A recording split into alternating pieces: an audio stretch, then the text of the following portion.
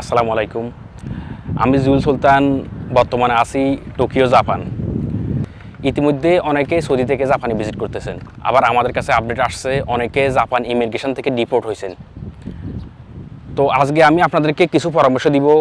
আশা করি এই পরামর্শগুলো আপনারা অবলম্বন করলে জাপান ইমিগ্রেশন থেকে ডিপোর্ট হওয়ার সম্ভাবনা 0% থাকবে। আমরা বাংলাদেশি, পাকিস্তান, ইন্ডিয়ান এসব ন্যাশনালিটির লোক জাপান ইমিগ্রেশনে আসলে তারা কিছু জিজ্ঞাসাবাদ করে, কিছু প্রশ্ন করে।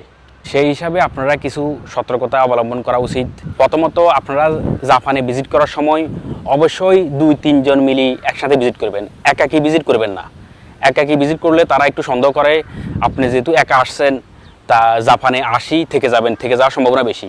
যখন আপনারা 2-3 জন মিলে একসাথে ভ্রমণ করবেন, তখন তারা মেনে নেয় অনেকটা আপনারা ভ্রমণ করার জন্য আসছেন। দ্বিতীয়ত, আসা যাওয়ার যে টিকিটটা আছে ওইটা কিন্তু আপনি সেম এয়ারলাইন্সের টিকিট বুক করবেন।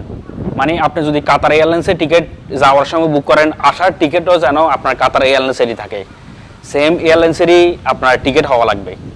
তারপর হচ্ছে আপনার একটা হোটেল বুকিং থাকা লাগবে, যেন এই হোটেল বুকটা কনফার্ম থাকা লাগে, ফেড বুকিং, মানে ফে করা হয়ে গেছে। কারণ এখানে আসার পরে তারা আবার এটা চেক করে দেখবে, এটা ওই হোটেলে আবার কল দিয়ে দেখবে আপনার এটা কনফার্ম আছে কিনা। তারপর হচ্ছে আপনার সুন্দর একটা ট্রাভেল আইটিনারি থাকা লাগবে। সাপোজ আপনি হোটেল বুকিং করেছেন 5 দিনের জন্য, 5 দিন আপনি এই জায়গায় যাবেন, ওই জায়গায় যাবেন, এরকম শর্ট জায়গা, মানে হয়তো বেশি অনেক জায়গায় যাবেন এটা উল্লেখ করবেন না। ট্রাভেল আইটিনারির ভিতরে বেশি জায়গা উল্লেখ করলে তখন তারা চাইবো আপনার ওই জায়গাগুলো ভ্রমণ করার পরিমাণ আপনার কাছে ডলার আছে কিনা।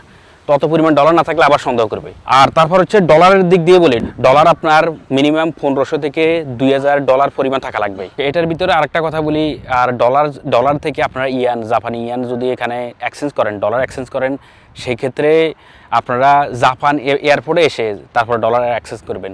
আমি দেখছি কাতারে ও সৌদি এয়ারপোর্টের ভিতরে ওইখানে তারা ডলারের রেট অনেকটা মানে ইয়ান অনুসারে কম দিতেছে। তো যখন আমি জাপান এয়ারপোর্টে আসছি, জাপান এয়ারপোর্ট থেকে জাপানি টাকা আমি আরও ভালো রেটে পাইছি।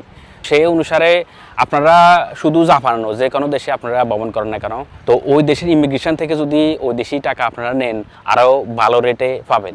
জাপানে ট্যুরিস্টের সময় হচ্ছে অক্টোবর থেকে ফেব্রুয়ারির মধ্যে। ওই সময় শীতের সময় থাকে, এখানে প্রচুর পর্যটক আসে, তখন ইমিগ্রেশন অনেকটা বিজি থাকে। ইমিগ্রেশন বিজি হওয়ার কারণে ওখানে এতটা জিজ্ঞাসাবাদ করে না। আমাদের জানা মতে জাপান ইমিগ্রেশনে ওই সময়টাতে এতটা ডিপোর্ট করে নাই। তো আপনারা চাইবেন ওই সময়টাতে ভিজিট করার জন্য। জাপানিজ ইমিগ্রেশনে সবাইকে কিন্তু জিজ্ঞাসাবাদ করতেছে না, হয়তো আপনাকে জিজ্ঞাসাবাদ করতে পারে, হয়তো না করতে পারে। আপনি চাইবেন আপনি সমস্ত ডকুমেন্ট ওকে রেখে প্রিপারেশান নিয়ে আসবেন, তাহলে আশা করি আর কোনো প্রবলেম হবে না। আপনার ভ্রমণ শুভ হোক। ধন্যবাদ সবাইকে।